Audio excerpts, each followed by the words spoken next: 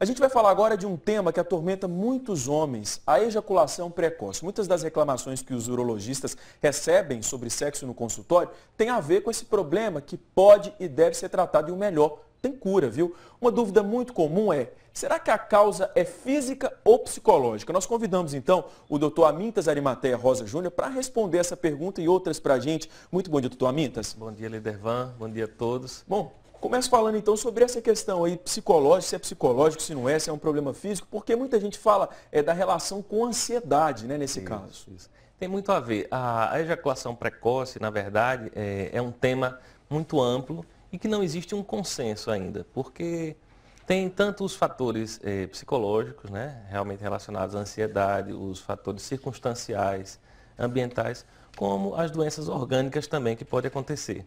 Então, quando a gente vai falar sobre ejaculação precoce, tem que ter esse cuidado de identificar a causa.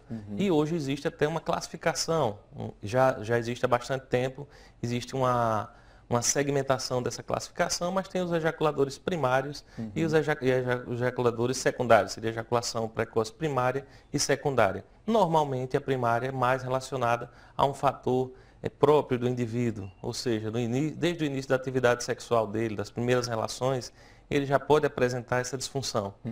Já o ejaculador secundário seria mais relacionado a fatores circunstanciais. Ao longo da vida ele vem a desenvolver essa ejaculação precoce. No caso dos adolescentes, que é uma situação, acaba sendo muito comum, tem mais a ver com a questão da ansiedade, porque a gente sabe como o adolescente é ansioso, né?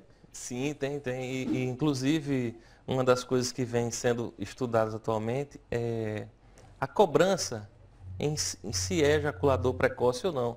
Porque existe uma medida do tempo de latência entre a atividade do pênis, né, na região vaginal e a ejaculação, que existem jovens que acham que são ejaculadores precoces com tempo de até 30 minutos.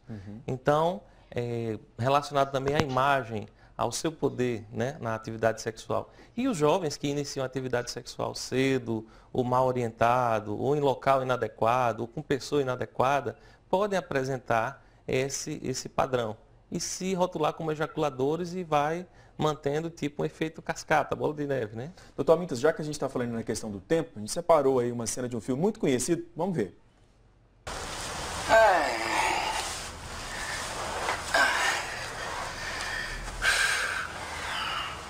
Já? Foi meio rápido, né? Mas foi bom. Sabe se ainda tem sorvete na geladeira? Pô, transa inesquecível mesmo, hein? Pra ficar mais gelada, só faltava mesmo um sorvete. Olha, não esquece de apagar isso aí, hein? Exterminador. Como vocês descobriram isso? Pô, foi o Horácio da contabilidade que me mandou. Mas depois dele já mandaram mais umas 3 pessoas, né?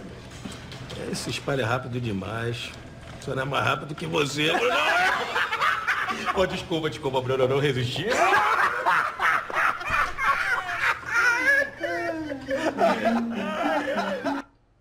Bom, a gente viu aí o personagem do Bruno Mazzeo, né, resolve filmar a relação, essa relação vaza na internet, aí vira motivo de piada aí com os colegas na empresa dele, ele acaba buscando várias formas de tratamento, até pai de santo aí no filme, para tentar resolver, e que ele fala, doutor Amintas, justamente essa questão do tempo, que é essa preocupação maior.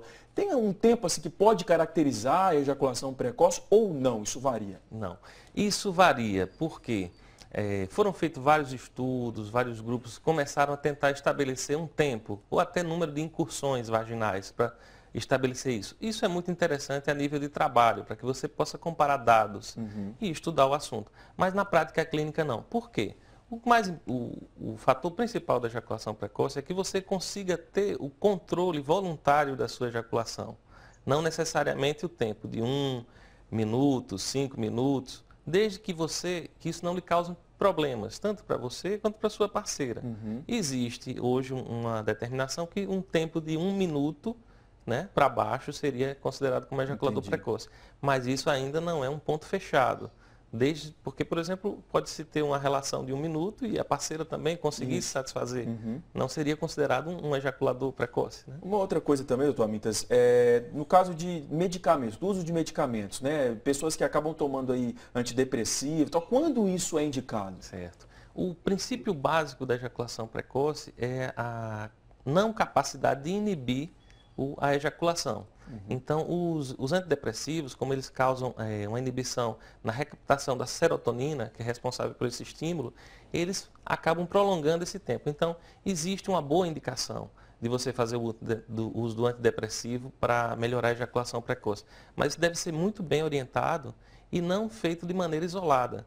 Porque, como eu falei antes, os fatores circunstanciais, um relacionamento ruim, doenças na próstata, como prostatite, doenças dos vasos deferentes, doenças neurológicas, cirurgias prévias, podem ocasionar. Então, se você não vê também esse fator, simplesmente a ingesta do antidepressivo vai aumentar durante o tempo, mas não vai resolver o problema de maneira efetiva ou controlada de uma maneira segura. Doutor Amintas, no caso das pessoas que passam por essa situação, tem gente que passa pela primeira vez ou outras pessoas que sempre quando vai se relacionar com uma nova parceira, tem isso, é um problema comum. Nesses casos, esse acompanhamento deve ser constante, não existe uma cura definitiva. Como é isso? Muito boa pergunta. Na verdade, hoje em dia a gente sempre trabalha mais para que se inicie uma educação sexual, né, mais cedo, adolescentes que procurem o consultório do urologista, ou clínico, ou ginecologista, né, psiquiatra, inclusive para que se oriente essas coisas. Quando detectado cedo, deve-se dar uma atenção merecida. O filme coloca de uma maneira muito divertida, legal, que a gente vê, e é bom que chama a atenção. Mas é um problema sério, a gente vê jovens angustiados, sem querer sair, sem querer se relacionar, por medo disso. Merece um acompanhamento, porque a partir do momento que você colhe uma boa história, conversa com o paciente, vê as atividades dele, como é que foi a iniciação sexual dele, quais são os relacionamentos que ele tem, além da parte sexual, né, o relacionamento pessoal dele, isso tudo vai influenciar. Então, só depois de um bom diagnóstico você pode fazer um tratamento adequado. É importante a gente falar e chamar atenção assim, para não ter vergonha mesmo de procurar um médico, porque os urologistas recebem casos assim nos consultórios todos os dias. Eles estão lá para isso e não estão lá para te julgar nem nada, e sim para tentar resolver o seu problema, né, doutor Amintas? É sempre bom quando a gente consegue um resultado nisso. Por quê? Eu costumo dizer que causa tanta separação de casais quanto a traição. Sim. Porque a parceira, como no caso do Bruno no filme, ela no momento ela teve raiva.